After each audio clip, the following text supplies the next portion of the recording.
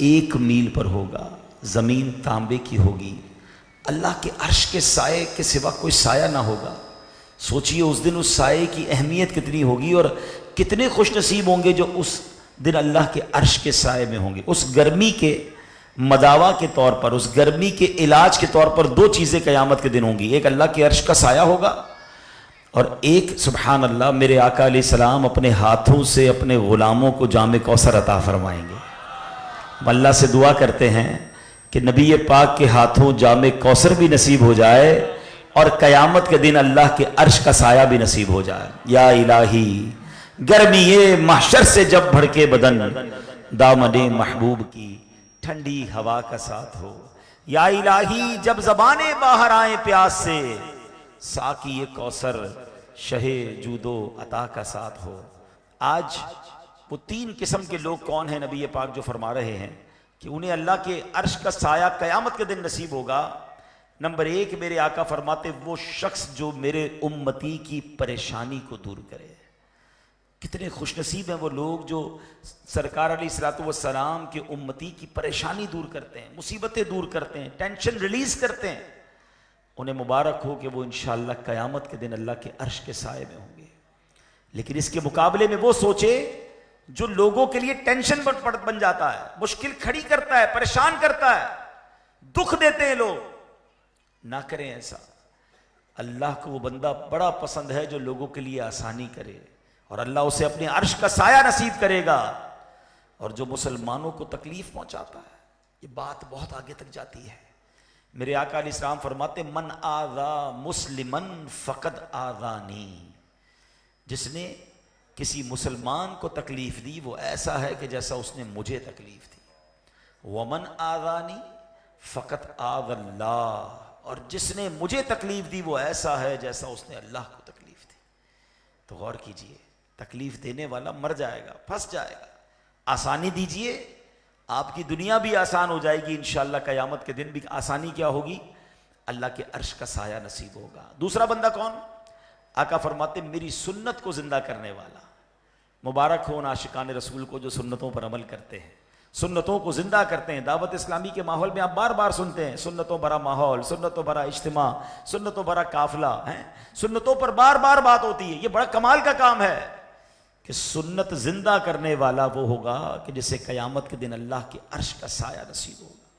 اب جو سنت سے دور ہے بلکہ معاذ اللہ سنت کا مذاق اڑا رہا ہے، وہ اپنا ٹھکانہ سوچے کہ میرا کیا بنے گا۔ اور تیسرے نمبر پر میرے آقا فرماتے وہ خوش نصیب جو مجھ پر کثرت سے درود شریف پڑھنے والا ہوگا۔ تو اپنی زندگی میں درود پاک کو شامل کیجئے، فضول باتوں سے اپنے آپ کو بچائیے۔ ذرا مل کر پڑھیے الصلاۃ والسلام علیک یا رسول اللہ صلی اللہ تعالی علی محمد۔ یہ 2 الگ الگ درود پاک تھے، بڑے مختصر شارٹ۔ ایک درود پاک میں کتنی دیر لگی؟ 2 سیکنڈ، میکسیمم 3 سیکنڈ۔ چلے میں 3 سیکنڈ مان لیتا ہوں۔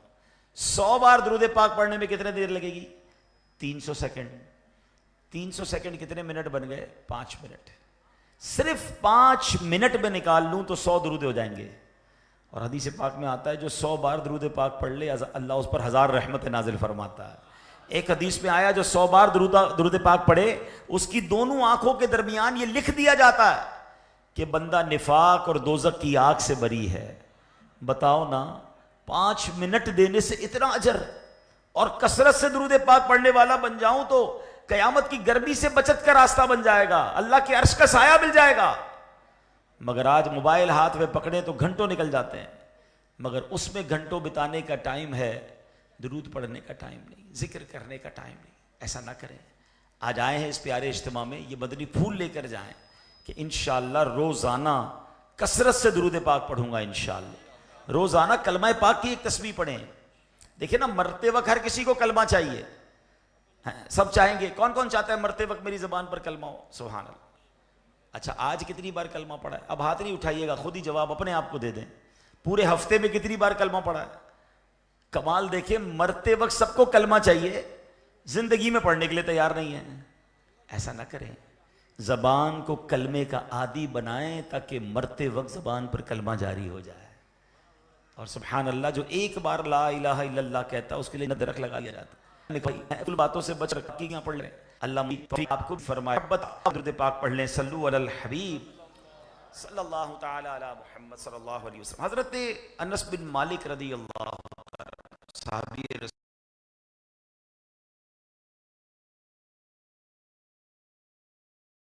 رسول ہے. ایک مرتبہ نبی پاک علیہ الصلوۃ والسلام کسی راستے سے گزرے تو کہتے ہم بھی ساتھ تھے. راستے میں ایک جگہ ہم نے ایک بہت اونچی عمارت دیکھی تو نبی پاک علیہ الصلوۃ والسلام نے فرمایا یہ کس کی ہے؟ تو صحابہ کرام نے کہا حضور یہ فلاں صحابی نے بنائی ہے. تو پیارے آقا علیہ الصلوۃ والسلام کو یہ بات ناگوار گزری. آپ نے پسند نہیں فرمایا کہ اتنی اونچی عمارت انہوں نے بنائی ہے.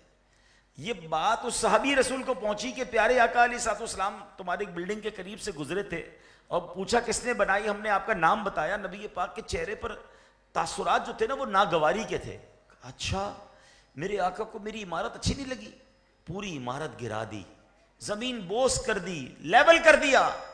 نبی پاک نے یہ نہیں فرمایا کہ ناجائز ہے, یہ نہیں فرمایا گرا دو. بس پتا چلا کہ پیارے آقا کو ناگواری گزری ہے. نبی پاک پھر اس راستے سے گزرے تو وہ عمارت نظر نہیں آئی. تو پیارے آقا نے کچھ دنوں بعد جب وہ دیکھا کہ عمارت نہیں, فرمایا کیا ہوا, وہ عمارت کہاں گئی؟ کہ حضور اس صحابی نے آپ کی ناراضی کے خوف سے وہ عمارت گرا دی تھی, لیول کر دیا زمین کو. تو آقا نے فرمایا سن لو, بے شک ہر عمارت اس کے مالک کے لیے وبال ہے, البتہ جو ضرورتاً بنائی گئی ہو. مشہور مفسر قرآن مفتی حکیم الامت مفتی احمد یار خان نعیمی رحمۃ اللہ تعالی علیہ اس حدیث کے تحت فرماتے ہیں کہ حدیث پاک میں لفظ وبال سے مراد اگر گناہ ہے تو مطلب یہ ہے کہ ہر وہ عمارت جو بلا ضرورت فخر و تکبر کے لیے بنائی گئی یہ عمل ناجائز ہے, اور فخر و تکبر کا ہر کام حرام ہے. اور اگر یہاں لفظ وبال سے مراد آخرت کا بوجھ ہے تو وہ ہر وہ عمارت جو بلا ضرورت بنائی گئی, غرض کے دنیاوی ضرورت مثلا کاروبار وغیرہ کے لیے عمارت بنانا تو مباح ہے, دینی ضرورت یعنی مسجد وغیرہ کے لیے عمارت بنانا یہ تو جائز اور ثواب کا کام ہے, لیکن جو نمائش کے لیے, شو آف کے لیے, فخر کے لیے, پراؤڈ کے لیے بنائی گئی تو وہ وبال ہے. مگر اس واقعے سے ایک بات سیکھنے کو ملی کہ صحابہ کرام علیہم الرضوان نبی پاک سے محبت کیسی کرتے تھے. پیارے آقا نے فرمایا نہیں اس عمارت کو گرا دو, بس چہرے پر ناگواری کے تاثرات آئے تو صحابی نے عمارت گرا دی. اس سے پتہ کیا چلتا ہے کہ سرکار دو عالم علیہ الصلوۃ والسلام کی خوشی پر اپنا سب کچھ قربان. ہم تو نعت کا شعر پڑھتے ہیں نا, کروں تیرے نام پہ جاں فدا, نہ بس ایک جاں دو جہاں فدا, دو جہاں سے بھی نہیں جی بھرا, کروں کیا کروڑوں جہاں نہیں. تو اے میرے پیارے اسلامی بھائیوں, ہمارا سب کچھ ہمارے آقا ہے. اگر وہ راضی تو رب راضی, اگر وہی ناراض ہو گئے تو پھر ہمارا کیا بنے گا. تو صحابہ کرام نے تو یہ پروف کیا کہ جب پتا چلا کہ سرکار دو عالم علیہ الصلوۃ والسلام کو پسند نہیں چاہیے. ایک بار نبی پاک علیہ الصلوۃ والسلام نے ایک صحابی رسول کے ہاتھ میں سونے کی انگوٹھی دیکھی. نبی پاک نے وہ انگوٹھی اتار کر زمین پر پھینک دی. پیارے آقا تشریف لے گئے. کسی نے کہا آپ انگوٹھی تو اٹھا لیں, اٹھا کے کسی عورت کو دے دیجیے گا, آپ کے لیے جائز نہیں ہے, کیونکہ نبی پاک نے فرمایا کہ کوئی یہ پسند کرتا ہے کہ اپنے لیے انگارہ پہنے. مرد کے لیے سونے کے زیورات جائز نہیں تھے, ان کو معلوم نہیں تھا جو صاحب ساتھ کھڑے تھے. مگر جب انہوں نے جواب پتہ کیا دیا کہ اگر میرے آقا نے اس کو زمین پر پھینکا میں نے نہیں اٹھانا, اب یہ میرے کسی کام کی نہیں. نبی پاک جس چیز سے ناراض ہو میرے کسی کام کی نہیں. اللہ اکبر, یہ جذبہ تھا صحابہ کرام کا. لیکن بہت ساری باتیں مجھے اور آپ کو پتہ ہے کہ یہ آقا کو پسند ہیں, یہ پسند نہیں ہیں. مگر کیا کبھی ہم نے اپنی زندگی کا کوئی کرائٹیریا بنایا کہ جو سرکار علیہ السلام کو پسند وہ ہماری پسند, اور جس سے وہ ناراض وہ ہم اس سے دور ہو جائیں؟ خدا کی قسم یاد رکھیے گا, اگر سرکار دو عالم علیہ السلام کسی سے ناراض ہو گئے نا تو اس کا بچنا کچھ نہیں ہے. اللہ بھی اسی سے راضی ہوگا جس سے حبیب پاک علیہ السلام راضی ہوں گے. جبھی تو سیدی اعلیٰ حضرت امام اہل سنت نے ایک ہی شعر میں زندگی گزارنے کا فلسفہ سمجھا دیا. آپ نے کیا لکھا؟ انہیں جانا, انہیں مانا, نہ رکھا غیر سے کام. یعنی اگر حضور راضی ہیں تو پھر سب کچھ ٹھیک ہے, اور اگر ان کو چھوڑ کر کسی اور کو راضی کرنے لگ گیا اور اگر وہ ناراض ہو گئے تو بنے گا کیا؟ انہیں جانا, انہیں مانا, نہ رکھا غیر سے کام, للہ الحمد میں دنیا سے مسلمان گیا. تو آج میں چند وہ حدیثیں آپ کے سامنے پیش کرنا چاہتا ہوں جس میں سرکار دو عالم علیہ السلام نے ان حدیثوں میں یہ فرمایا کہ جو یہ عمل کرنے والا ہے اس کا ہم سے کوئی تعلق نہیں. وہ ہم سے دور ہے. یعنی نبی پاک نے اپنے آپ سے دور جسے قرار دے دیا تو بتاؤ وہ عمل کرنے والے کا بنے گا کیا؟ ہمیں پتا ہونا چاہیے کہ وہ کون سے اعمال ہیں. نبی پاک نے کچھ اس طرح کے الفاظ ارشاد فرمائے، لیس منا، وہ ہم میں سے نہیں، یعنی وہ ہمارے طریقے پر نہیں، ہمارے پیاروں میں سے نہیں، ہم اس سے بیزار ہیں. اب بتائیں وہ کتنے بد نصیب لوگ ہیں. حالانکہ اللہ اور اس کے رسول کو راضی کرنا یہ سب سے زیادہ ضروری ہے. قرآن فرماتا ہے واللہ ورسولہ احق ان یرضوہ ان کانوا مؤمنین. آسان ترجمہ ہے قرآن کنز العرفان. حالانکہ اللہ اور اس کا رسول اس بات کے زیادہ حقدار ہیں کہ لوگ اسے راضی کریں اگر وہ ایمان والے ہیں. ٹاپ پریورٹی یہ ہونی چاہیے کہ اللہ راضی ہو جائے، اس کے حبیب راضی ہو جائے. اب غور کرتے جائیں میرے پیارے اسلامی بھائیوں کہ ہمارے ان اعمال میں کہیں ہم بھی تو مبتلا نہیں جن کے بارے میں نبی پاک نے فرمایا اس کا ہم سے کوئی تعلق نہیں، وہ ہم سے دور ہے. پہلی حدیث جو آج میں پیش کر رہا ہوں، آقا فرماتے لیس منا من لم یتغنى بالقرآن، یعنی جو خوش الہانی سے قرآن نہ پڑھے وہ ہم میں سے نہیں. اچھے طریقے سے قرآن پڑھنا ہے، قرآن پڑھنا بھی ہے اور اچھے طریقے سے، مخارج کے ساتھ، تلفظ کے ساتھ، اچھے انداز میں. اور آقا فرماتے جو اس انداز سے قرآن نہ پڑھے وہ ہم میں سے نہیں. ایک بار صحابی رسول حضرت عبداللہ ابن مسعود کہیں سے گزر رہے تھے، دیکھا ایک گانے والا، بڑی اچھی اس کی آواز تھی. یہ جو گلوکار ہوتے ہیں، اللہ کرے کوئی سن رہا ہو مجھے، ہیں جو اپنی آواز میں گانے، غزلیں، پتہ نہیں کیا کیا گا رہے ہوتے ہیں. آواز اچھی ہوتی ہے ان کی، مگر آواز کا غلط استعمال ہے نا. اللہ نے نعمت دی، اس نعمت کو کس کام میں یوز کر رہے ہو؟ حضرت عبداللہ ابن مسعود نے دیکھا ایک گویا، ایک گانے والا بڑی زبردست انداز میں اپنا گانا گا رہا تھا.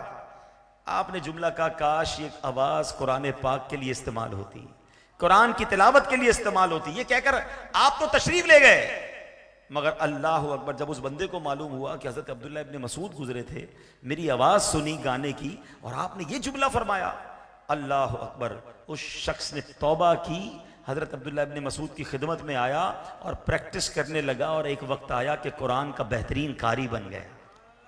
ایسے کئی گلوکار ہیں جنہوں نے توبہ کی، اب وہی آواز نعت رسول میں استعمال ہو رہی ہے، تلاوت قرآن میں استعمال ہو رہی ہے. اللہ نے آواز اس لیے دی ہے، زبان اس لیے دی ہے کہ اس کا ذکر، اس کے حبیب کا ذکر کیا جائے. یہ آنکھیں کس لیے دی، یہ دل کس لیے دیا؟ وہ پنجابی شاعر لکھتے ہیں نا، دل یاد لئی بنایا ہے تعریف لئی زبان، دل یاد لئی بنایا ہے تعریف لئی زبان، اکھیاں بڑائیاں سونے دے دیدار واسطے، اکھیاں بڑائیاں سونے دے دیدار. اللہ ایسا کرے کہ دل بھی ایسا ہو، آنکھیں بھی ایسی ہوں، زبان بھی ایسی، اس کا استعمال اچھا ہو. تو اب یہاں یہ حدیث تو میں نے بیان کر دی کہ آقا فرماتے وہ ہم میں سے نہیں جو قرآن اچھے انداز سے نہ پڑھے. کیا حدیث؟ لیس منا من لم یتغنى بالقرآن، جو خوش الہانی سے قرآن نہ پڑھے وہ ہم میں سے نہیں. یہ تو معاملہ عجیب ہو گیا، یہاں تو قرآن پڑھتے ہی نہیں ہیں. خوش الہانی کی تو بات کی بات ہے، پورا پورا سال گزر جاتا ہے قرآن کو ہاتھ نہیں لگاتے، بلکہ قرآن پڑھنا ہی نہیں آتا. خوش الہانی تو اپر سٹیج ہے نا، پہلے قرآن تو پڑھ لے، دیکھ کے نہیں پڑھ سکتے. تو اس کا بنے گا کیا کہ اگر نبی پاک نے فرمایا کہ تمہیں قرآن بھی نہیں آتا تھا اور قرآن اچھا پڑھتے نہیں تھے، تمہارا ہم سے کوئی تعلق نہیں، تو ہم کدھر جائیں گے؟ اب آپ کہیں یار اتنی عمر میں قرآن کہاں پڑھیں؟ اللہ سلامت رکھے دعوت اسلامی والوں کو، کیوں پکڑتے ہیں آپ کو؟ آئیں بھائی، ہمارے مدرسے بچے ہیں تو مدرسہ المدینہ ہمارے شفٹ والے مدرسے میں آ جائیں، بڑے ہو گئے تو مسجد میں مدرسہ المدینہ بالغان لگ رہا ہے، کوئی پیسے کوئی روپیہ نہیں لیتے آپ سے، کہتے ہیں آ جائیں، اپنا تلفظ ٹھیک کر لیں، اپنی تلاوت بہتر کر لیں. قرآن مسلمان اور قرآن سے کیسے دور رہ سکتا ہے؟ ایک اور حدیث پاک ہے، وہ دل ویران ہے جس میں کچھ قرآن نہیں ہے. غور کریں ہمارے دل میں کتنا قرآن ہے، کیسے قرآن سے دور رہ کر زندگی کیسے گزار رہے ہیں. خدا کے واسطے قرآن سے محبت کیجیے. اچھا مزے کی بات بتاؤں، ایک حدیث آپ نے سنی جس میں نبی پاک نے فرمایا کہ اس بندے کا ہم سے کوئی تعلق نہیں جو اچھا قرآن نہ پڑھے. اور ایک اور حدیث پتہ کیا ہے؟ خیرکم من تعلم القرآن وعلمہ، تم میں بہترین وہ ہے جو قرآن پڑھے یا دوسروں کو پڑھائے، قرآن سیکھے یا دوسروں کو سکھائے.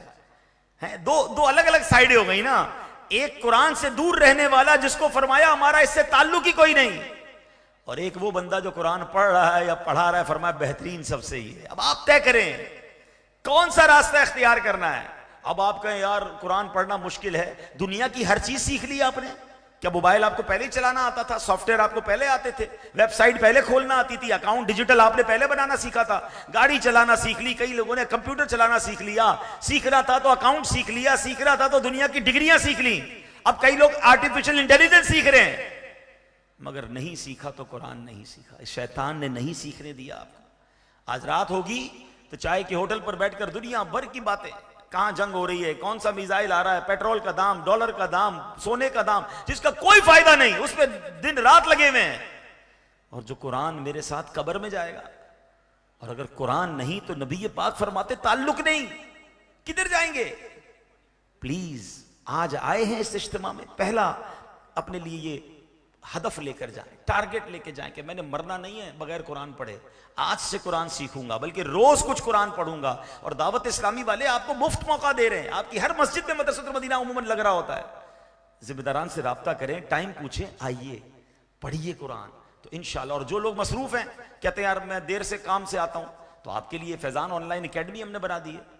آپ 24 گھنٹے میں جب فارغ ہیں انٹرنیٹ پر آن لائن قرآن پڑھ لیں. ایک قاری صاحب آپ کو اکیلے کو پڑھائیں گے. کئی ایسے لوگ ہیں جنہوں نے مصروف زندگی میں رہتے ہوئے پورا قرآن آن لائن پڑھ لیا، اپنے مخارج ٹھیک کر لیے. قرآن تو قرآن انہوں نے پورا درس نظامی کر کے، آن لائن درس نظامی پورا کر کے عالم دین بن گئے. اور ہم ہیں کہ بہانے ہی بنا رہے ہوتے ہیں. امیر اہل سنت کا ایک جملہ بڑا پیارا ہے کہ جس کو کرنا ہو نا اس کے لیے راستے بہت، جس کو نہ کرنا ہو اس کے لیے بہانے بہت. آپ نے قرآن سیکھنا ہے، راستے بہت ہیں. اور قرآن اس لیے سیکھنا ہے کہ اس قرآن کو سینے میں بسا کر میں نے انشاءاللہ قبر میں جانا ہے. یہ قرآن میرے لیے شفاعت کرے گا. یہ قرآن دنیا بھی آپ کی بہتر کر دے گا اور آخرت بھی بہتر کر دے گا. اگلی حدیث کی طرف چلتے ہیں. آقا علیہ السلام فرماتے فمن رغب عن سنتی فلیس منی. آقا نے فرمایا جس نے میری سنت سے بے رغبتی کی وہ مجھ سے نہیں. سنت سے منہ موڑنے والا ہم میں سے نہیں، ہمارا اس سے کوئی تعلق نہیں. اب اپنی زندگی کو چیک کیجئے، صبح سے لے کر شام تک، رات تک، پورے دن میں کتنی سنتوں پر عمل ہے. اب غور کر لیں. کچھ لوگ آپ کو نظر آئیں گے سر پہ امامہ ہے، چہرے پہ داڑھی ہے، سیدھے ہاتھ سے کھائیں گے، بیٹھ کے کھائیں گے پیئیں گے. سچ بولنا بھی سنت ہے. صرف لباس کی سنتیں نہیں ہیں، وعدے پورے کرنا بھی سنت ہے، قرض وقت پر لوٹانا بھی سنت ہے، نرمی کرنا بھی سنت ہے، مسکرانا بھی سنت ہے، ماں باپ کا ادب، بچوں سے پیار، بڑوں کا ادب، یہ سب سنت ہے. یہ سنتوں پر عمل کیجئے تو پھر تو خیر ہے. لیکن اگر پورا دن، پورا مہینہ ایسے گزر رہا ہے کہ سنتوں سے دور ہے، بلکہ کچھ بدقسمت تو ایسے ہیں کہ اگر کوئی سنت پر عمل کرے تو اس کا مذاق اڑاتے ہیں. سوچیں ان کا بنے گا کیا. فمن رغب عن سنتی فلیس منی. آقا فرماتے تعلق ہی نہیں ہمارا اس سے. جو سنت سے بے رغبتی رکھنے والا، سنت سے دور جانے والا. اور تھوڑی آنکھیں کھلی رکھو. آج کل سوشل میڈیا پہ کچھ لوگ آئے ہیں جنہوں نے آ کر یہ پلاننگ شروع کر دی ہے. کہتے ہیں سنتیں چھوڑ دو، سنت کی کیا ضرورت ہے. رمضان میں آپ نے سنا ہوگا تراویح سنت ہے، پڑھنا کیوں ضروری ہے. مولانا صاحب نے مشکل کر دیا دین. یعنی آہستہ آہستہ امت کے دل میں یہ خیال ڈالا جا رہا ہے کہ جو سنت ہے اسے چھوڑ دو، کرنے کی کوئی ضرورت نہیں، تاکہ لوگ سنت سے دور ہوں گے تو نبی پاک کی محبت سے دور ہو جائیں گے. سنت یاد رکھیے آقا کی محبت کا اور جنت میں جانے کا راستہ ہے. آقا فرماتے ومن احب سنتی فقط احبنی. جس نے میری سنت سے محبت کی وہ ایسا ہے جیسا اس نے مجھ سے محبت کی. اور پھر آگے کیا فرمایا، انعام سنو، ومن احبنی کان معی فی الجنہ. جس نے مجھ سے محبت کی وہ جنت میں میرے ساتھ ہوگا. دوبارہ دو راستے آ گئے. ابھی آپ نے قرآن کے دو راستے سنے تھے کہ ایک جگہ فرمایا جو قرآن اچھے طریقے سے نہ پڑھے ہمارا کوئی تعلق نہیں. دوسری جگہ کیا فرمایا، اچھا قرآن جو قرآن سیکھتا ہے سکھاتا ہے سب سے بہترین وہ ہے. اب دو راستے پھر آ گئے آپ کے سامنے. ایک راستہ کیا ہے، سنت سے منہ موڑے وہ ہم سے نہیں. اور ایک جگہ فرمایا جو سنت پر عمل کرے وہ ایسا ہے کہ جنت میں میرے ساتھ ہوگا. دو راستے ہیں. کورنگی میں رہ کر لانڈی جانے کا راستہ الگ ہے، صدر جانے کا راستہ الگ ہے. صدر کے روڈ پر جا کر کہوں دعا کرو لانڈی پہنچ جاؤں تو نہیں پہنچو گے. جنت میں جانے والے راستے پر چلو گے تو جنت میں جاؤ گے نا. سنت کے راستے پر عمل کرو گے تو نبی پاک کے ساتھ جنت میں جانا ہے. سنتیں روز چھوڑی جا رہے ہیں اور سنت پر عمل کرنے والے کا مذاق بھی اڑا رہے ہیں. تو پھر کیسے نبی پاک کے ساتھ جنت ملے گی؟ تو اے میرے پیارے اسلامی بھائی، اگین دوبارہ دعوت اسلامی کے ماحول کی قدر کیجئے، سنتوں بھرا ماحول. جتنی دعوت اسلامی کے ماحول میں سنتوں پر بات ہوتی ہے شاید اور کہیں نہیں ہوتی. کچھ لوگ اس پر چڑھتے بھی ہیں کہ ہر چیز میں سنت کی بات کرتے ہیں، ہر چیز میں سنت. او بھائی، مومن آقا کا امتی نبی پاک کے طریقے کی بات نہ کرے تو کس کی بات کرے گا؟ کوئی کسی انگریز کا فالوور، کوئی کسی فٹ بال کا فالوور، کوئی کسی کرکٹر کے پیچھے دیوانہ، کوئی اداکار کی ادائیں ادا کر رہا ہے. میں گدا ہوں اپنے کریم کا، میرا دین پا رہے نہ نہیں. ارے امتی سرکار کی ادا پر ادا نہیں کرے گا تو کس کی ادا کرے گا؟ تو سنتوں کو تھامنا ہے. تیسری سنت، تیسری جو ہے وہ حدیث کی طرف چلتے ہیں. سرکار دو عالم علیہ السلام فرماتے ہیں من غش فلیس منا، جس نے ہمارے ساتھ دھوکہ کیا، دھوکہ کرنے والا ہم میں سے نہیں. اب یہ دھوکہ کتنا عام ہو گیا ہے، تھوڑے پیسوں کے لیے دھوکہ دیا جاتا ہے، جھوٹ بولا جاتا ہے کہ کئی اس میں قسمیں. کوئی ناپ تول میں کیسا لگتا ہے کہ ہر بندہ اپنے حساب سے دھوکہ دے رہا ہے. ریڑی والا ناپ تول میں دھوکہ دے رہا ہے، فروٹ خریدو تو چپکے سے 2 سڑے ہوئے فروٹ ڈال دے گا. یعنی ایسا لگتا ہے جس کو جہاں موقع مل رہا ہے وہ ڈنڈی مار رہا ہے، جس کو جہاں موقع مل رہا ہے وہ حرام کما رہا ہے. یہ سوچ نہیں رہا کہ میں اللہ کی بارگاہ میں کیا جواب دوں گا. ایک ریڑی والے کو کسی نے صبح صبح روتے ہوئے دیکھا. بس بھائی کیوں رو رہے ہو؟ کہا بھائی یہ 2 پیٹی فروٹ کی روز سبزی منڈی سے لاتا ہوں اور روز بیچ کر اپنے بچوں کی روزی لے کے جاتا ہوں. آج صبح سبزی منڈی گیا، فروٹ کی یہ 2 پیٹیاں لایا، مگر جیسے ہی پیٹیاں کھولی ہیں تو اوپر تو فروٹ اچھا ہے، نیچے سارا سڑا ہوا ہے. اب میں اس کو کیسے بیچوں گا اور آج اپنے گھر والوں کو اور بچوں کے لیے کیا لے کر جاؤں گا؟ اب آپ سوچیں کہ جس نے اس غریب آدمی کے ساتھ دھوکہ کیا وہ اللہ کو کیا جواب دے گا؟ تھوڑے پیسے کے لیے کوئی ملاوٹ کر رہا ہے، کوئی جھوٹ بول رہا ہے، میڈ ان فلاں کہہ کے میڈ ان فلاں بیچ دیتا ہے، غلط مال اچھا کر کے بیچ دیتے ہیں. کپڑا ناکارہ ہوتا ہے، کہتے ہیں بہت اچھا ہے. سیلز مین تو اچھا ہی وہ لگتا ہے جو کسی گاہک کو چونا لگا دے. اس کو مرنا نہیں ہے اس سیلز مین کو کہ ایک نوکری کے لیے اپنے سیٹھ کو راضی کرنے کے لیے اللہ کو ناراض کر رہا ہے اور وہ پیسے کما رہا ہے جو مر جائیں گے. دوائیوں میں ملاوٹ نہ کریں ایسا. دھوکہ، آقا فرماتے ہیں دھوکہ دینے والا ہم میں سے نہیں. اب تو موبائل اپلیکیشنز ایسی آ گئی ہیں جس کے ذریعے دھوکہ دیا جاتا ہے. اللہ اکبر. کچھ لوگ آتے ہیں دکھ بھری داستان سناتے ہیں، میرے ساتھ یہ ہو گیا، میرا یہ واقعہ ہو گیا. بندہ اس کی مدد کرتا ہے، تھوڑے دنوں بعد پتہ چلتا ہے وہ بھی جھوٹ بول رہا تھا. دھوکہ دے کر بھیک مانگتے ہیں، دھوکہ دے کر مدد مانگتے ہیں، دھوکہ لے کر قرض مانگتے ہیں. اے میرے پیارے اسلامی بھائی، خدا کے واسطے اپنی زندگی کا اصول بنا لے. لوگ اچھا پھر پتہ ہے لوگ کیا کہتے ہیں؟ اب جب اس طرح کی ہم باتیں کرتے ہیں نا، کہتے ہیں میں اکیلا سچ بول کے کیا کروں گا، میں اکیلا حلال کما کر کیا کروں گا، میں سیدھی بات کرتا ہوں میرا مال کیسے بکے گا. جھوٹ بولے بغیر مارکیٹ میں کاروبار ہی نہیں ہوتا ہے، ساری مارکیٹ جھوٹ بولتی ہے تو میں اپنا کاروبار کیسے چلاؤں گا. یہاں 2 سوال ہیں میرے. جو بندہ یہ کہتا ہے کہ سارے ہی جھوٹے، ساری مارکیٹ ملاوٹ کر رہی، میں سچ بولوں گا تو میرا کام کیسے چلے گا، میرا اس سے سوال یہ ہے کہ پھر تمہارا ایمان کہاں گیا؟ ایمان کیا ہے؟ رزق دینے والا کون ہے؟ سب مل کر جواب دیں گے. رازق کون ہے؟ یعنی میں یہ کہنا چاہ رہا ہوں معاذ اللہ کہ جب تک جھوٹ نہیں بولوں گا رازق رزق نہیں دے گا.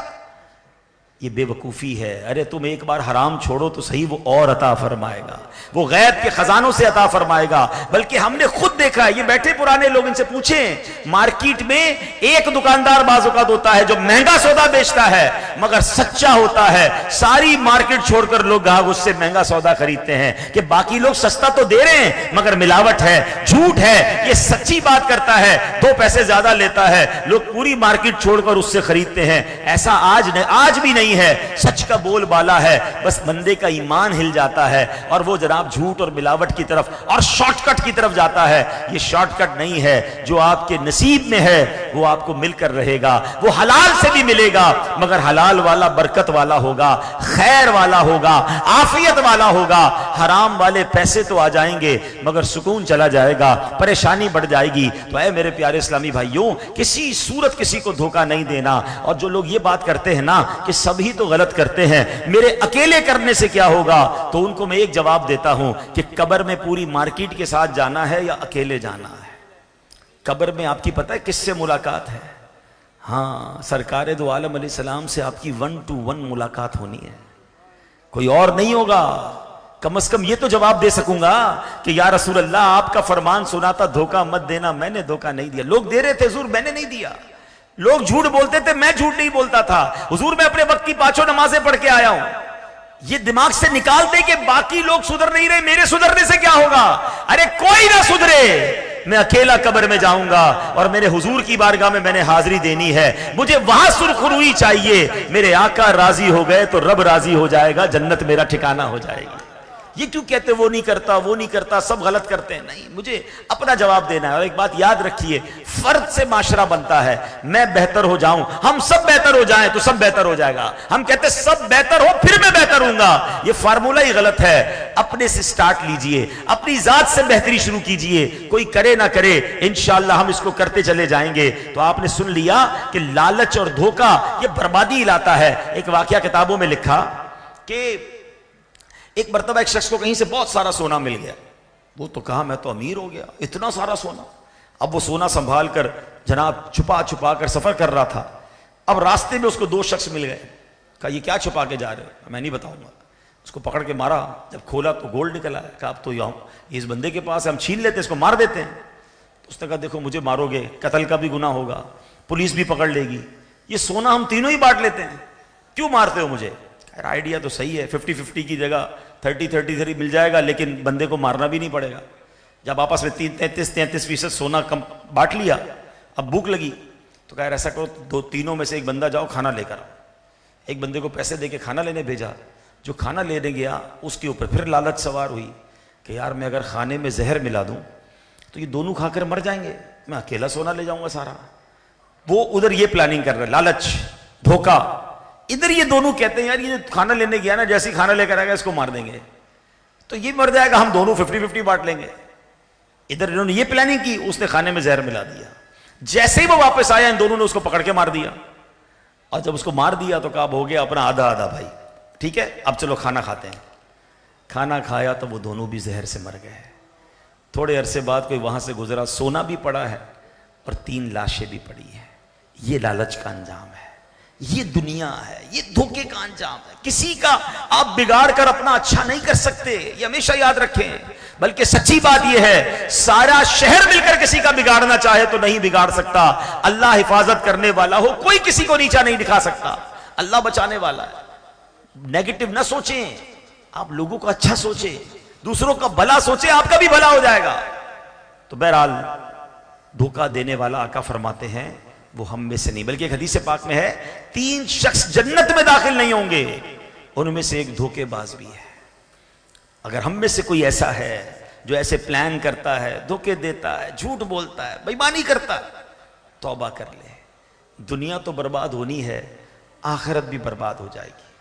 ایک اور حدیث پاک جس میں نبی پاک نے فرمایا جو اس کا ہم سے تعلق نہیں، میرے آقا فرماتے لیس منا من تشبہ بالرجال من النساء ولا من تشبہ بالنساء من الرجال۔ میرے آقا فرماتے جو عورت مردوں کی اور جو مرد عورتوں کی مشابہت کرے، ریزمبلنس اختیار کرے، وہ ہم میں سے نہیں۔ یعنی آج حالات ایسے ہی ہو گئے نا، مرد بڑے بڑے بال رکھ رہے ہیں، مرد کان میں زیورات، ناک میں زیورات، عجیب عجیب حلیے بنائے ہوئے مردوں نے، کپڑے ایسے پہنیں گے لگے گا نہیں مرد جا رہا ہے عورت جا رہی، چمکیلے بھڑکیلے، اللہ اکبر۔ اور عورتیں ایسا لباس کہ جو مردانہ لباس ہے، عورتوں کا لباس ایسا ان کو مزہ آ رہا ہے آج مرد بننے میں، چھوٹے بال، مرد کے لباس پہن کر بے پردہ۔ خدا کے واسطے یہ نہ کریں۔ اللہ نے مرد کو مرد کا حسن دیا، عورت کو عورت کا انداز دیا۔ ہم عورت مرد میں گھس رہی ہے، مرد عورت کے اندر جناب معاملات کر رہے ہیں اپنے، تو یہ نہ کریں۔ جو مرد کے لیے حرام ہے اس سے مرد بچیں۔ مرد کا حسن داڑھی میں ہے، عورت بغیر داڑھی والی ہوتی ہے۔ ہاں عورت کو حکم ہے کہ داڑھی نکل رہا ہے تو کاٹ دو، لیکن مرد کاٹ رہا ہے داڑھی۔ مرد بنا ہوا ہے عورت بننے کے لیے، کبھی بالیاں پہن رہا ہے، کبھی پتہ نہیں کڑے پہن رہے ہیں، انگوٹھیاں پہن رہے ہیں۔ بھائی مرد کو زیورات کی اجازت نہیں ہے سوائے ایک انگوٹھی، وہ بھی تفصیل ہے اس کی کہ ایک اس میں چاندی، اس میں ایک جو ہے وہ نگینہ ہو، 4.5 ماشا سے کم چاندی ہو، وہ ایک تفصیل ہے۔ مگر آج کل تو جتنی انگلیاں اس سے زیادہ انگوٹھیاں، ایک گلے میں پتہ نہیں کتنی مالائیں، بریسلیٹس، یہ عورتوں کے کام ہیں۔ تو خدا کے واسطے اب غور کر لیں، نبی پاک نے کیا فرمایا کہ مردانہ وضع رکھنے والی، مردانہ تشبہ رکھنے والی عورتیں اور وہ مرد جو عورتوں کا انداز اختیار کرتے ہیں وہ ہم میں سے نہیں۔ 3 قسم کے شخص جنت سے محروم رہیں گے۔ ایک حدیث پاک میں ہے کہ 3 شخص کبھی جنت میں داخل نہیں ہوں گے۔ نمبر 1 دیوس، نمبر 2 مردانی عورتیں جو مردوں والا اسٹائل اختیار کرتی ہیں نا، مردوں والے لباس، مردوں والے انداز۔ نمبر 3 شراب کا عادی، الکوہلک۔ یہ 3 قسم کے لوگ جنت میں داخل نہیں ہوں گے۔ تو خدا کے واسطے اگر میرا یہ بیان میری بہنیں سن رہی ہیں یا بعد میں سنیں تو پلیز مردانہ وضاقتہ نہیں، اللہ نے آپ کو عورت بنایا، عورت کے انداز میں رہیں، با پردہ رہیں، با حیا رہیں، تو انشاءاللہ اس کی برکتیں ملیں گی۔ اب چلتے ہیں ایک اور حدیث۔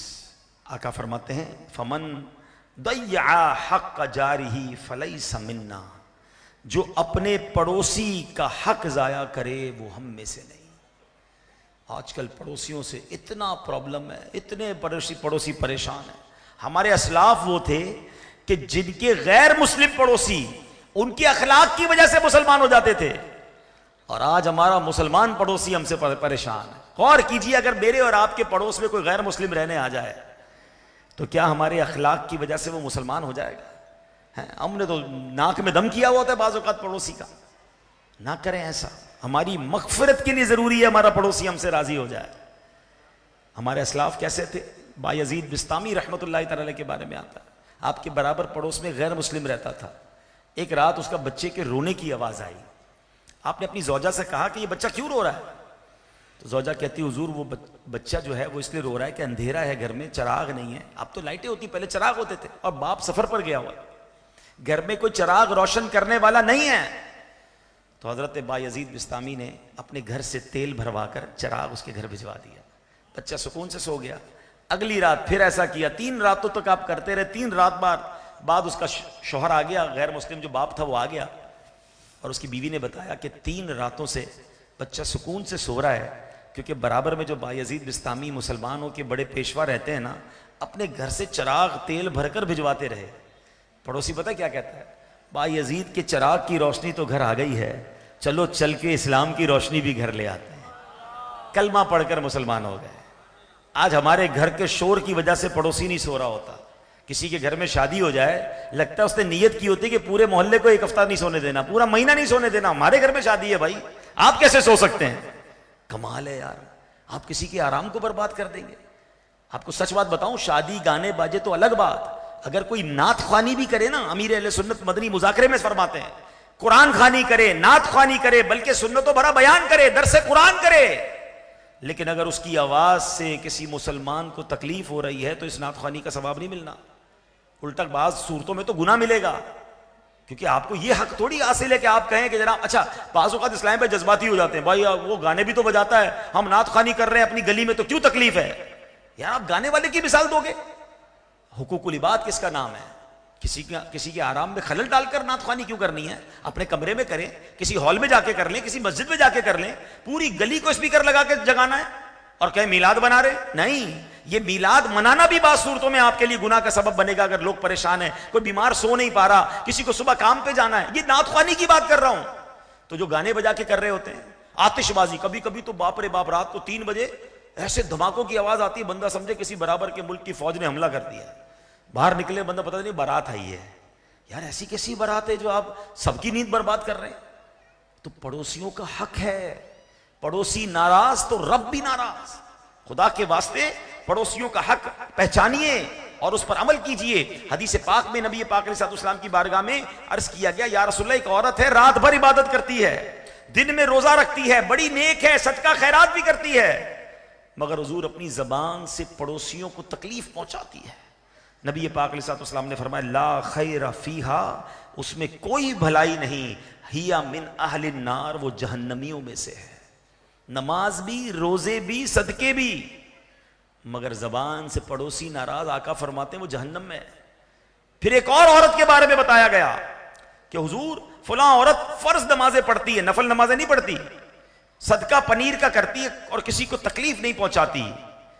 پیارے آقا نے فرمایا، ہی من اہل الجنہ، وہ جنتی عورتوں میں سے ہے۔ تکلیف نہ پہنچائیں، اپنے پڑوسیوں کو راضی رکھیں، ورنہ ایسا نہ ہو کہ ساری دنیا تو راضی اور پڑوسی پریشان۔ اپنے گھر میں کوئی ٹی وی کی، آڈیو کی، کچھ بھی سن رہے ہیں، حرام تو سننا نہیں، اگر کچھ اور بھی سن رہے ہیں، آواز کم کریں، شور کم کریں۔ اوپر نیچے بلڈنگ میں گھر ہوتے ہیں، اوپر اتنا شور ہو رہا ہوتا ہے، نیچے والے نہیں سو پاتے، اپنے گھر کا کچرا اپنے پڑوسی کے پاس جا کے رکھ دیتے ہیں۔ بلکہ طبیعت پوچھیں، خیر پوچھیں، کبھی مشکل میں ہو تو اس کی مدد کریں. یقین کریں پڑوسی سے اچھے تعلقات دنیا میں بھی بڑے کام آتے ہیں. میں آپ سے سوال کرتا ہوں، اگر آپ کے گھر میں کوئی ایمرجنسی ہو گئی، اللہ نہ کرے آگ لگ گئی، گھر میں کوئی بیمار ہو گیا، کوئی ہارٹ اٹیک ہو گیا، آپ گھر پہ نہیں ہیں، سب سے پہلے آپ کی مدد کو کون آ سکتا ہے؟ آپ کا پڑوسی. پہلے ہی آپ نے اس کو ناراض کیا ہوا ہے اور کہتا برباد ہونے تو ہو جاؤ، میں تو تنگ کیا ہوا اس نے. نہیں، حالات اچھے ہوں گے تو پڑوسی مدد کرے گا نا. تو اللہ کرے یہ بات سمجھ آ جائے کہ میرے آقا فرماتے ہیں جو پڑوسی کا حق ضائع کرے وہ ہم میں سے نہیں. امیر المومنین حضرت ام سلمہ رضی اللہ تعالیٰ عنہ فرماتی ہے کہ ہمسائے کی بکری ہمارے گھر میں داخل ہو گئی اور اس نے روٹی منہ میں اٹھا لی. چنانچہ میں بکری کی طرف گئی اور بکری کے جبڑے سے اپنی روٹی کھینچ لی. تو نبی پاک نے مجھے ایسا کرتے ہوئے دیکھا اور فرمایا اے ام سلمہ بکری کو تکلیف دینا تجھے امان نہ دے گا، کیونکہ یہ بھی ہمسائے کو تکلیف دینے سے کم نہیں ہے. ہمسائے کی بکری تھی نا، روٹی لے لی ہے ٹھیک ہے، لیکن کس قدر ہم تو اللہ اکبر، کوئی بچہ پڑوسی کا آ کے ہمارے گھر کے آگے کوئی گندگی کر کے چلا جائے، ہم تو اس بچے کو بھی نہیں چھوڑتے، پڑوسی کو بھی نہیں چھوڑتے. ہو گئی غلطی، معاف کریں.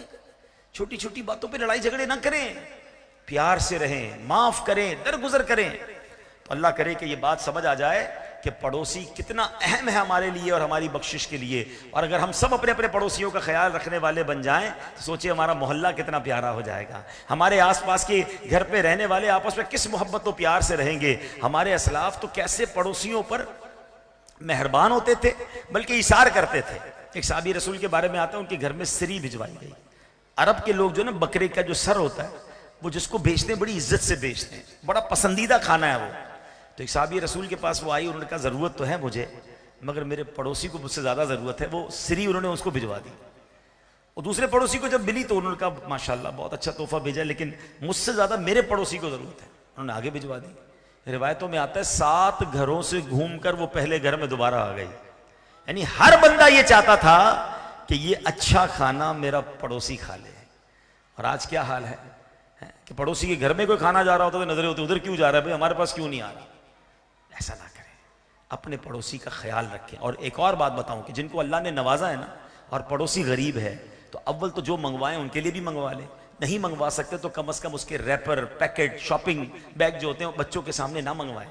ان کے بچے پھر پریشان ہوتے ہوں گے کہ یار پڑوسی کے گھر میں کبھی برگر آ رہا ہے، کبھی پیزا آ رہا ہے، کبھی بروسٹ آ رہا ہے، ابو ہمیں آپ نہیں منگوا کے دیتے. اچھا کھا بھی لے تو باہر اس کی چیزیں نہ رکھیں. وہ باپ برابر والا پریشان ہو جائے گا کہ میں منگوا بھی نہیں سکتا اور بچے برابر میں دیکھ کر پریشان ہوتے ہیں. پڑوسیوں کو ہماری وجہ سے دکھ نہ ہو.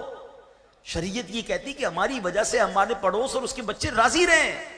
اور دیکھو میرا اسلام کتنا پیارا ہے. اللہ اکبر. نبی پاک علیہ الصلوۃ والسلام سے پوچھا گیا کہ پڑوسی کے حقوق کیا ہیں، تو فرمایا اگر وہ تم سے مدد چاہیں تو اس کی مدد کرو، تم سے قرض مانگے تو اسے قرض دو، اگر محتاج ہو تو اس کی حاجت پوری کرو، اگر بیمار ہو جائے تو اس کی عیادت کرو، اگر فوت ہو جائے تو اس کے جنازے میں شرکت کرو، اگر اسے کوئی بھلائی پہنچے تو مبارکباد دو، اگر اسے کوئی مصیبت پہنچے تو تعزیت کرو. اس کی پرمیشن کے بغیر اس کے گھر کے سامنے اونچا گھر نہ بناؤ کہ اسے ہوا نہ پہنچے. پڑوسی کو تکلیف نہ پہنچاؤ. اگر تم کچھ پھل خرید کر لاؤ تو پڑوسی کے گھر بھی کچھ بھیجو. اگر ایسا نہ کرو تو پھل چھپا کر لے جاؤ. اپنے بچوں کو بھی وہ پھل گھر سے باہر نہ لانے دو کہ پڑوسی کے بچے اس پھل کو دیکھ کر غمگین نہ ہو. اللہ اکبر. فرمایا اپنے ہنڈیا کی خوشبو سے بھی پڑوسی کو تکلیف نہ پہنچاؤ، مگر یہ کہ کچھ سالن بھیج دیا کرو. آپ کے گھر میں کھانا بن رہا ہے، برابر خوشبو جا رہی ہے، ان کے پاس بیچاروں کے پاس کھانا نہیں، تو فرمایا اس سے تکلیف نہ ہو، کچھ سالن ان کے گھر بھی بھیجو. پھر آقا فرماتے ہیں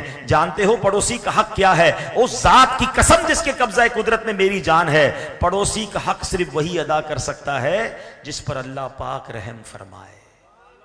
آج یہ بھی نیت کر کے جائیں. بلکہ ایک مشورہ دے دیتا ہوں، میں بھی نیت کرتا ہوں. چلے بیان کرتے کرتے میں نے بھی نیت کر لی، پہلے بھی 1-2 بار ایسا کیا ہے، آج پھر نیت کرتا ہوں کہ اب جائیں نا اپنے پڑوسی سے ملاقات کریں اور اس سے معافی مانگیں کہ آج تک میری وجہ سے، میرے بچوں کی وجہ سے آپ کو کوئی تکلیف ہو گئی ہے تو معاف کر دیجیے گا. کیونکہ ہمیں نہیں پتا اگر وہ ناراض ہو گیا تو کہیں رب ناراض نہ ہو. کوئی تحفہ بھجوا دیں ان کے گھر. ہو گئی ہوگی تکلیف، اتنی ساری زندگی گزر گئی ہے تو کبھی پارکنگ کرتے وقت، سامان بار رکھتے وقت تو معافی مانگ لیں، کیونکہ پڑوسی راضی ہو گیا تو رب راضی ہو جائے گا. آخری حدیث، ویسے تو اس بارے میں بہت ساری حدیث ہیں، مگر آج کے بیان کی آخری حدیث کہ میرے آقا فرماتے ہیں لیس منا من ینقر نقر الغراب، یعنی جو کوے کی طرح ٹھونگے مارے وہ ہم میں سے نہیں. اس حدیث پاک کا مطلب پتہ ہے کیا ہے؟ کہ نماز میں سجدہ کرتے وقت جو بندہ ایسی جلدی کرے کہ سر سجدے میں رکھے پھر اٹھا لے، پھر سجدے میں رکھے اٹھا لے، ایسا جیسے کوا ڈھونگے مارتا ہے، فرمایا لیسا منا، وہ ہم میں سے نہیں۔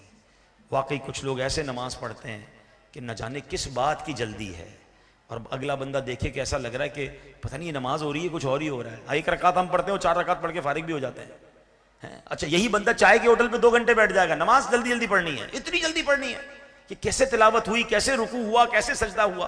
تعدیل ارکان واجب ہے، یہ سیکھیں، ورنہ ہوگا کیا، وضو بھی کیا، نماز بھی پڑھی، مسجد میں بھی آئے، مگر ثواب نہ ملا، الٹا گناہ ملا۔ آقا فرماتے ہمارا تعلق ہی نہیں اس سے۔ ایک اور جگہ فرمایا سب سے برا چور، حدیث کا خلاصہ، نماز کا چور ہے۔ پوچھا گیا حضور نماز کا چور کون ہے، نماز میں کون چوری کر سکتا ہے؟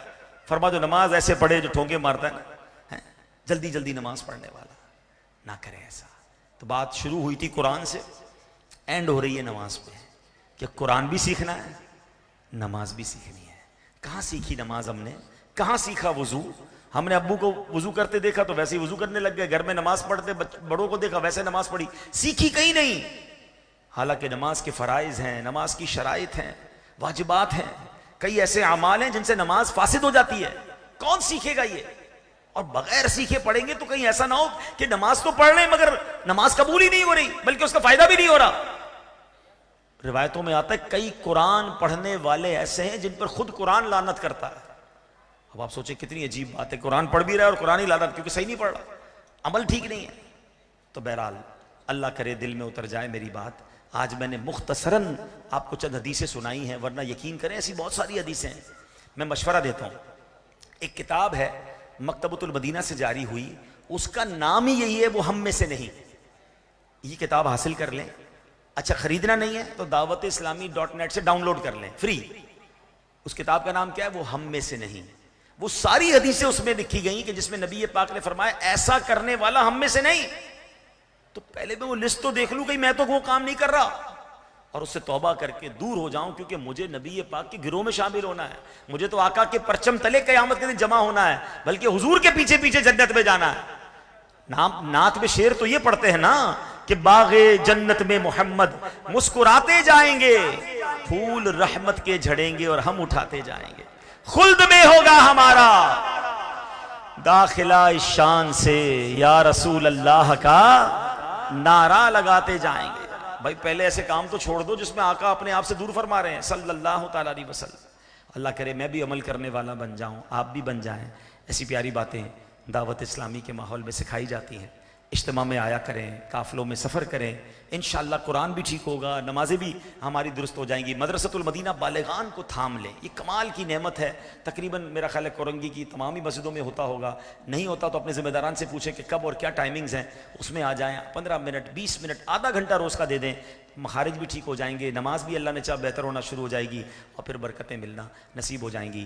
اللہ پاک عمل کرنے کی توفیق عطا فرمائے، آمین بجاہ النبی الامین صلی اللہ تعالی علیہ وسلم۔ الحمدللہ رب العالمین والصلاة والسلام علی خاتم النبیین۔ اللہم ربنا آتنا فی الدنیا حسنہ وفی الآخرۃ حسنۃ وقنا عذاب النار وقنا عذاب القبر وقنا عذاب الحشر وقنا حساب المیزان۔ اللہم اعنی علی ذکرک وشکرک وحسن عبادتک یا مقلب القلوب ثبت قلوبنا علی دینک یا مصرف القلوب صرف قلوبنا علی طاعتک۔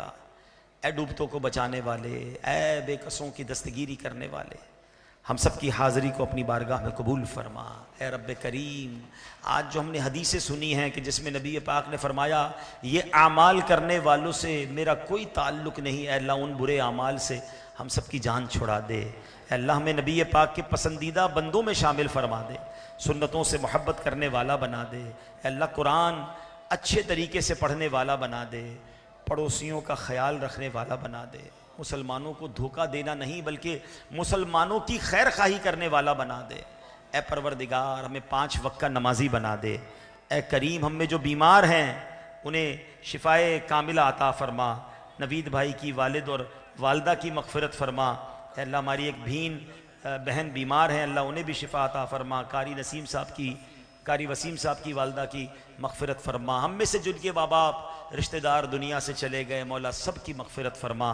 اے پروردگار جتنے بیمار ہیں انہیں شفا عطا فرما، قرض داروں کے قرضے اتر جائیں، بے اولادوں کو نیک اور صالح اولاد عطا فرما، روٹھوں کو بنا دے، بچھڑوں کو ملا دے۔ اے کریم اس مسجد کو آباد فرما، اس کو آباد کرنے والوں کے گھروں کو آباد فرما۔ آج کا اجتماع سجانے میں جن جن اسلامی بھائیوں نے دامے، درمے، قدمے، سخن حصہ ملایا، میرے مولا سب کا سینہ مدینہ بنا دے۔ اے پروردگار حج خوش نصیب حاجی حج کو جا رہے ہیں، اے اللہ تیرے خزانوں میں کمی نہیں، ہمیں بھی حج کی سعادت نصیب فرما۔ اللہم ارزقنا حجا مبرورا وسعیا مشکورا وذنبا مغفورا وتجارتا لن تبور یا عالم ما فی الصدور اخرجنا یا اللہ من الظلمات الی النور۔ اے اللہ ہماری دعوت اسلامی کو ترقیاں عطا فرما، عالم اسلام کا بول بالا فرما، مسلمان دنیا میں جہاں جہاں پریشان ہیں میرے مولا غیب سے مدد فرما، مسلمانوں کی حفاظت فرما۔ ربنا تقبل منا انک انت السمیع العلیم وتب علینا یا مولانا انک انت التواب الرحیم۔ ببرکت ان اللہ وملائکتہ یصلون علی النبی یا ایہا الذین آمنوا صلوا علیہ وسلموا تسلیما۔ اللہم صل علی سیدنا ومولانا محمد طب القلوب ودوائها وعافیت الابدان وشفائها ونور الابصار وضیائها وعلی آلہ وصحبہ وبارک وسلم۔ جب دم واپسی ہو یا اللہ، سامنے ہو روضہ رسول اللہ اور لب پہ ہو لا الہ الا اللہ محمد الرسول اللہ۔ ادب و شوق کے ساتھ صلاۃ و سلام کے لیے کھڑے ہو جائیں۔ مصطفیٰ جان رحمت پہ لاکھوں سلام، شمع بز میں ہدایت پہ لاکھوں سلام جی، سوہانی گھڑی چمکا طیبہ کا چاند جی، سوہانی گھڑی چمکا طیبہ کا